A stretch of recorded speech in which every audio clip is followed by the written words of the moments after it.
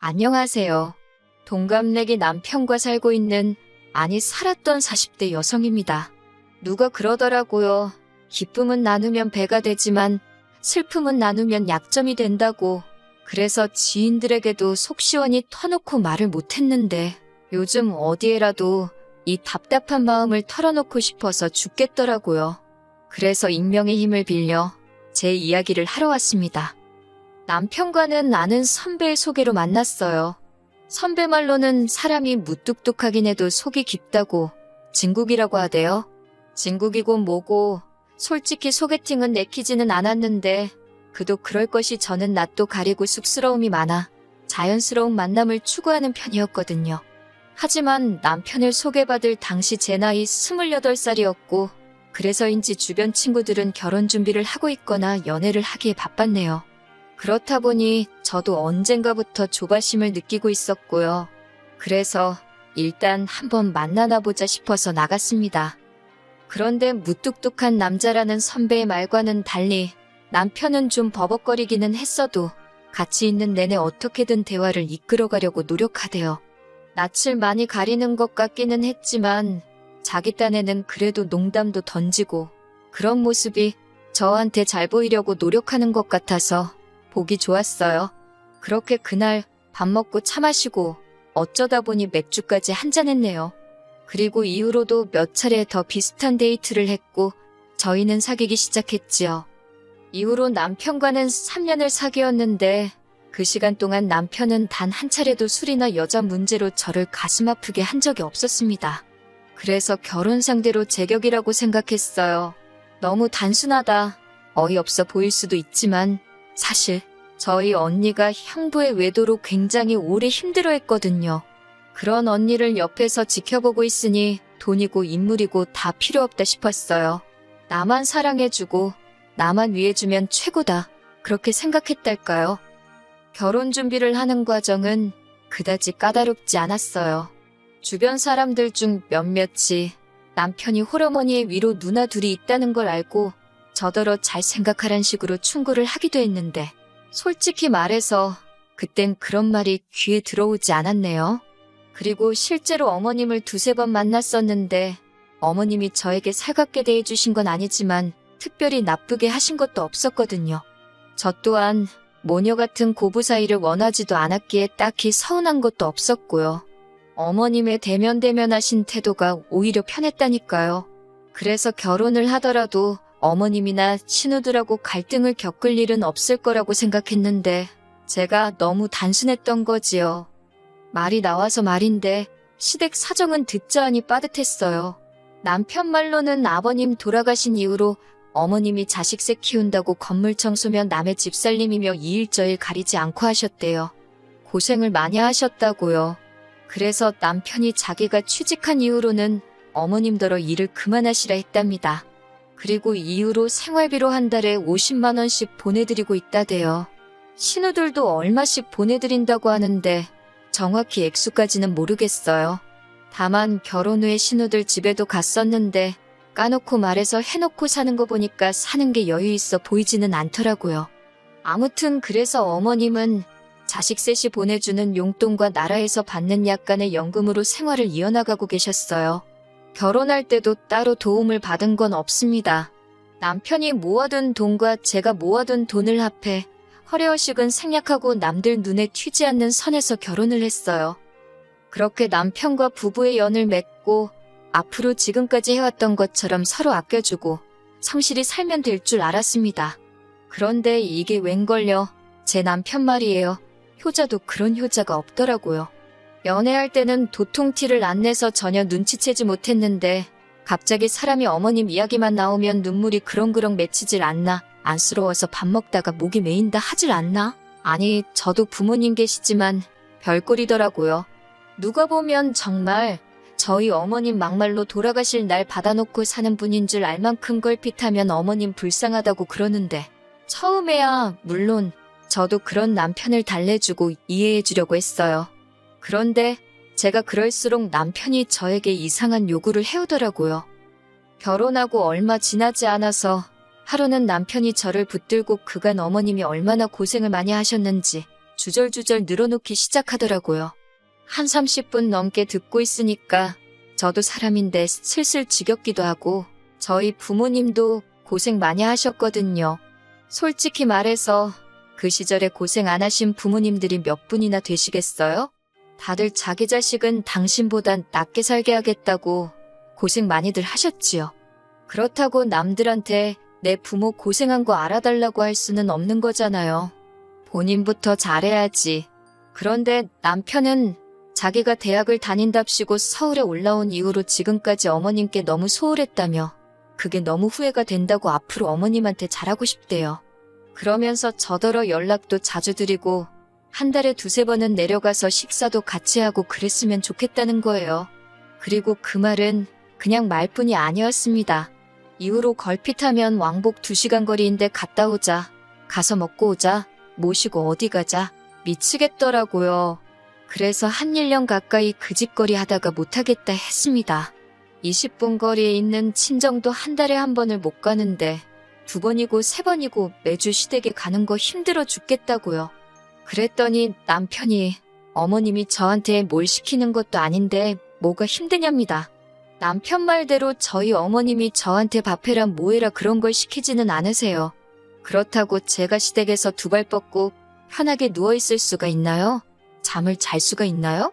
그러다 한 번은 어떻게 보면 마지막이기도 한데 어머님 댁에서 신우네까지 모여서 다 같이 식사를 하게 되었어요.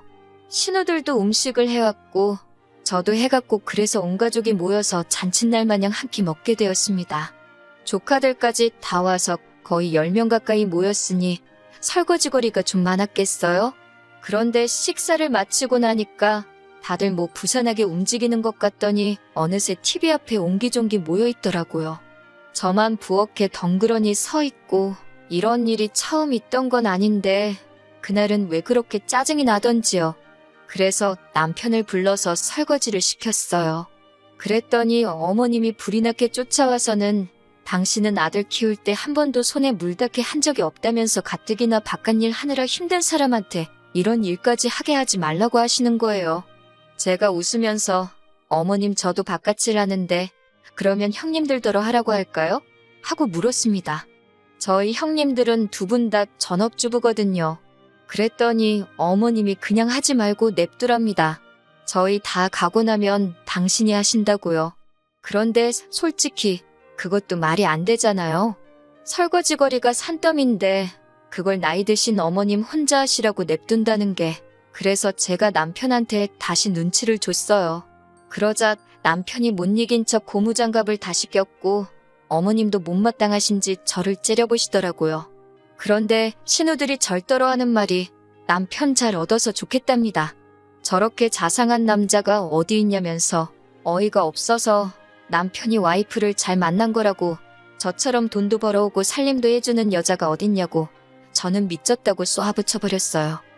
이후로 결정적인 사건이 있었던 건 아닌데 거듭되는 불편한 상황으로 어머님과의 사이가 점점 틀어져 갔습니다. 그리고 그런 2사람 사이에서 남편이 전혀 제 방어책이 되어주질 못했어요. 오히려 무조건 제가 어머님한테 맞춰드리길 바랬지요. 한 예로 저희 어머님은 연락 문제에도 굉장히 예민하신 분이었는데 당신 며느리가 일을 하건 말건 그런 건 안중에도 없으셨어요. 아침 10시고 오후 3시고 시간 상관없이 아무 때나 전화를 거시기 일쑤였습니다. 그러다 제가 못 받잖아요? 그러면 바로 남편에게 연락을 해서는 결혼할 때 돈 안 해줬다고 전화도 일부러 피하는 거 아니냐. 제가 어머님을 무시하는 것 같다는 식으로 말씀하시더라고요. 더 화가 나는 건 어머님이 그런 억지를 쓰시면 남편이란 인간이 그럴 리가 있냐거나 무슨 말을 해서든 오해를 푸시게 해야 하는데 그런 게 없었어요. 오히려 저한테 전화를 해서 정말 어머님 전화라서 일부러 안 받은 거냐고 추궁을 하더라니까요. 그리고 이런 일이 반복되다 보니 잘해봤자 한 번 실수하면 끝이구나 싶어서 잘하고 싶지도 않더라고요. 그래서 결혼한 지 한 2-3년 차가 됐을 무렵에는 그냥 정말 며느리로서 해야 할 일만 했어요. 예쁨 받는 며느리 되고 싶다 욕심낸 적도 없지만 아예 마음에서 비웃달까요? 그러다 결정적으로 이혼으로 치닫게 된 사건이 벌어졌습니다. 시작은 반찬이었지요. 제가 결혼하고 2년차쯤 되었을 때 친정아버지께서 은퇴를 하셨는데 이후로 공기 좋은 곳에서 생활하고 싶다며 친정어머니와 함께 지방으로 내려가셨어요. 그리고 이후로는 그곳에서 생활하시면서 저에게 반찬 같은 걸 보내주십니다. 저희 친정어머니는 음식 솜씨가 좋으신데 전 그렇지 못하거든요. 그리고 남편도 저희 친정어머니 음식을 엄청 잘 먹고 좋아했고요. 그런데 언젠가 한번 어머님께서 저희 집에 오셨다가 친정어머니 음식으로 가득한 저희 집 냉장고를 보시고는 솔직히 지금도 정확한 이유는 모르겠지만 기분이 상하셨더라고요. 그리고 이후로 계속해서 어머님도 반찬을 보내기 시작하셨어요. 그런데 문제는 맛이 없었다는 거예요. 제 입에 안 맞는 게 아니라 정말 누가 먹어봐도 맛이 없다고 할 만큼요. 어머님 아들인 남편도 잘 안 먹던걸요. 그렇다 보니 결국 버려지는 게 대부분이었고 이건 아니다 싶어서 제가 남편더러 어머님한테 보내지 마시라고 얘기 좀 하라 했지요. 그런데 어머님 상처받으면 어쩌냐며 그걸 못하더라고요. 보다 못한 저라도 할까 했지만 가뜩이나 사이도 안 좋고 불편한데 나서서 좋은 소리 들을 리도 없고 그래서 결국 저도 안 했어요. 막말로 아들인 남편이 괜찮다는데 내가 알 바냐 솔직히 그렇게 생각하고 내버려뒀네요. 그러다 문제의 날이었습니다. 그날은 남편도 아침부터 뭐가 그렇게 심통이 났는지 저한테 하루 종일 내내 툴툴거리대요. 저도 받아주는데 한계를 느끼고 있었고요. 그래도 어떻게 하루가 거의 다 가고 저녁 식사를 하기 위해 밥상을 차리고 있었습니다. 국이고 뭐고 끓이기도 귀찮아서 친정어머니가 보내주신 나물 반찬에 고추장 넣고 밥을 비볐어요. 계란 후라이에서 올리고 옆에다 친정어머니가 보내주신 김치를 꺼내놨지요. 이윽고 남편도 식탁에 앉았는데 뜬금없이 왜 자기 엄마, 그러니까 시어머니가 보내주신 김치는 안 꺼내냐면서 시비를 거는 거예요. 어이가 없어서 먹을 거면 꺼내 먹으라니까 왜 애시당초 꺼내놓질 않았냐면서 말꼬투리를 잡기 시작하대요. 그래서 꺼내라고 먹을 사람이 꺼내면 되는 거 아니냐고 어제 꺼내놨을 때 손도 안 대지 않았냐니까 저더러 저는 왜 안 먹냐입니다. 무려 시어머니가 해준 음식인데 왜 안 먹냐고 따지는 거예요. 입에 안 맞아서 먹기 싫어서 안 먹는다니까 시어머니를 무시하는 거냐면서 먹으래요. 무조건 먹으라면서 악을 쓰는데 순간 사람이 아니라 무슨 짐승처럼 보이더라고요. 그뿐만이 아니었습니다. 저희 어머니가 보내주신 김치를 갑자기 싱크대에 들이붓더니 이제 장모님 음식은 금지라고 시어머니가 보내주신 음식만 먹으래요. 장모님 반찬은 이 집안에 반이 금지라나요? 저도 가만히 있자니 열불이 나서 어머님이 보내주신 김치 똑같이 싱크대에 들이부었습니다. 그러자 남편이 먼저 저더러 미친 엑스라고 욕을 하더니 집에서 나가더라고요. 나가봤자 지만 손해지. 저도 그 뒤통수에다 똑같이 욕하고 난리도 아니었어요. 집안에서 김치 냄새는 진동을 하지 하는 가라앉지를 않지 진짜 열받더군요. 그런데 다음 날 남편이 집에 기어들어오대요. 얘기를 좀 하잡니다. 그러면서 사실 자기가 요새 저한테 너무 서운했다나요. 어머님이 제가 처음 시집올 때랑 달라졌다면서 제 눈치를 보신다나 어쩐다나. 그런데 제가 어머님 반찬까지 안 먹으니까 진짜 어머님 말씀대로 며느리인 제가 어머님을 무시하는 것 같아서 순간 너무 속상했답니다. 이야기를 듣고 있는데 솔직히 아 진짜 또라이구나 그 생각밖에 안 들었어요.